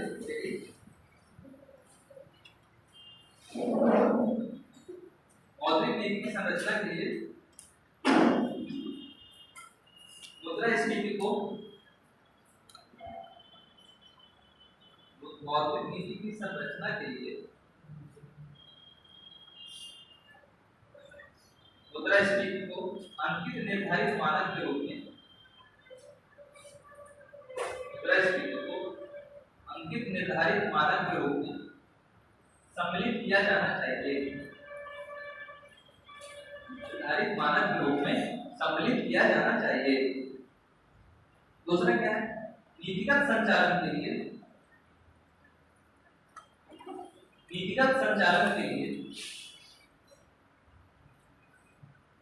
सीपीआई संयुक्त को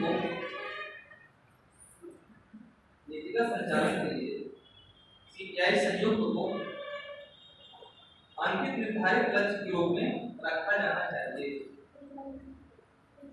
नीतिगत संचालन के लिए सीपीआई संयुक्त को अंकित निर्धारित लक्ष्य के रूप में रखा जाना चाहिए।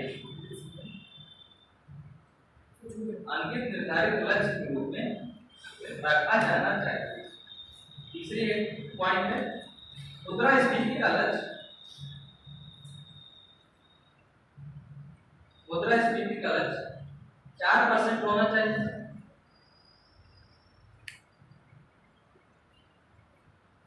मुद्रास्फीति का लक्ष्य 4% होना चाहिए। इसके इर्द गिर्द ±2% की ±2% की पट्टिका अपनाई जानी चाहिए। 2% की पट्टिका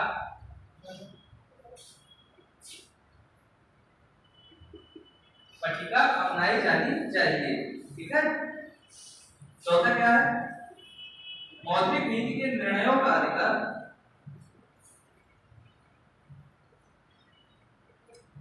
मौद्रिक नीति के निर्णयों का अधिकार एक मौद्रिक नीति समिति के हाथों में होना चाहिए। मौद्रिक नीति के निर्णयों का अधिकार एक मौद्रिक नीति मौद्रिक समिति के हाथों में होना चाहिए।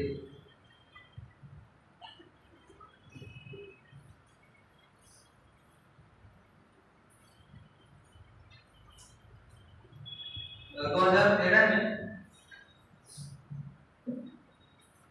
आरबीआई एक्ट में संशोधन किया गया। 2013 में आरबीआई एक्ट कब था? 1934 में बना, ठीक है। संशोधन कब किया गया? 2013 में। आरबीआई एक्ट तो 1934 में संशोधन किया गया और मौद्रिक नीति के जो समिति है, मौद्रिक समिति है, उसके स्वरूप को निर्धारित किया गया और मौद्रिक समिति के स्वरूप को निर्धारित किया गया। जल्दी थोड़ा लिखिए। मौद्रिक नीति समिति में कुल 6 सदस्य होंगे, जिनमें 3 आरबीआई के होंगे,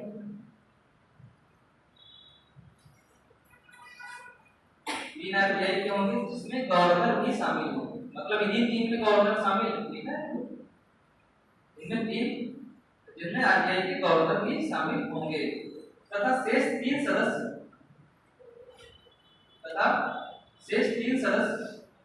बाह्य विशेषज्ञ होंगे।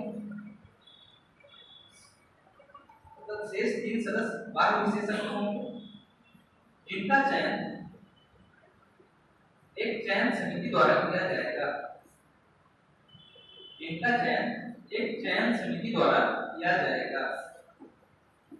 इस समिति के अध्यक्ष कैबिनेट सचिव होंगे, बाह्य विशेषज्ञ होंगे, जिनका चयन एक समिति द्वारा किया जाएगा। इनका चयन एक समिति द्वारा किया जाएगा। इस समिति के अध्यक्ष कैबिनेट सचिव होंगे, ठीक है। इसके अध्यक्ष कैबिनेट सचिव होंगे। दूसरा सचिव होंगे, कैबिनेट सचिव। आरबीआई के गवर्नर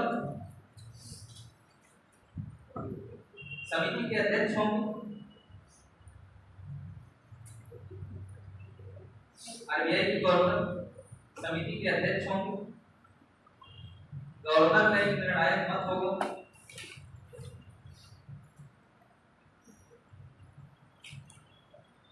गवर्नर का एक निर्णायक मत होगा। इसका प्रयोग उस स्थिति में करेंगे,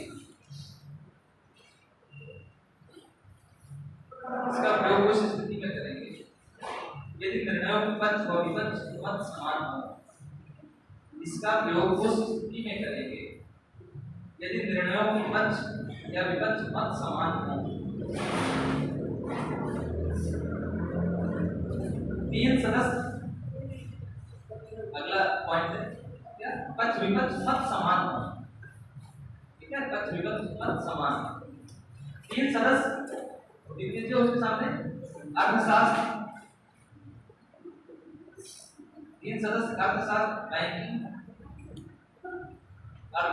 बैंकिंग, दो आप लोग पढ़ रहे हैं, सब आप लोग बन सकते, ठीक है। अर्थशास्त्र, बैंकिंग। तीसरा क्या? वित्त क्षेत्र से संबंधित होंगे, फाइनेंशियल सेक्टर, वित्त क्षेत्र से संबंधित होंगे। 3 सदस्य क्या है? अर्थशास्त्र, बैंकिंग और वित्त क्षेत्र से संबंधित होंगे। अर्थ और वित्त अलग हो। हाँ, फाइनेंशियल सेक्टर अलग होता है ना, में फाइनेंशियल फील्ड में सारी चीजें आ जाती हैं। क्या है? तीसरी चीज क्या है? एक चीज सबसे बड़े मोस्ट इंपोर्टेंट, मौद्रिक नीति समिति का मुख्य उद्देश्य क्या है? एक लाइन बस आप लोग लिख लीजिए।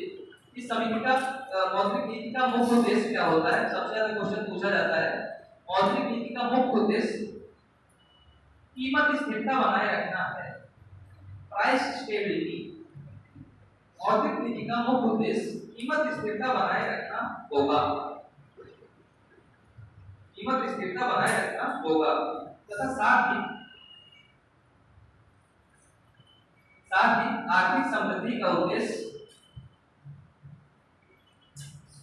विचारार्थ रखा जाएगा। मुख्य उद्देश्य कीमत स्थिरता बनाए रखना होगा, साथ ही आर्थिक समृद्धि का उद्देश्य विचारार्थ होगा। यह विचारार्थ रखा जाएगा। मतलब यह है सबसे ज्यादा बड़ा क्वेश्चन, एक सबसे ज्यादा क्वेश्चन पूछा जाता है कि जो प्राइस मतलब मौद्रिक नीति है उसकी मुख्य उद्देश्य उसका क्या होता है, प्राइस स्टेबिलिटी यानी कि कीमत स्थिरता। ठीक है, उसका मुख्य उद्देश्य क्या है, कीमत स्थिरता होती है। बात समझ में आ गई? कीमत स्थिर सबसे ज्यादा जैसे हम लोगों को क्वेश्चन पूछता है डायरेक्ट मौद्रिक नीति का क्या उद्देश्य है, तो सबसे बड़ा उद्देश्य क्या है, प्राइस स्टेबिलिटी यानी कि कीमत की स्थिरता उसका सबसे बड़ा उद्देश्य। ठीक।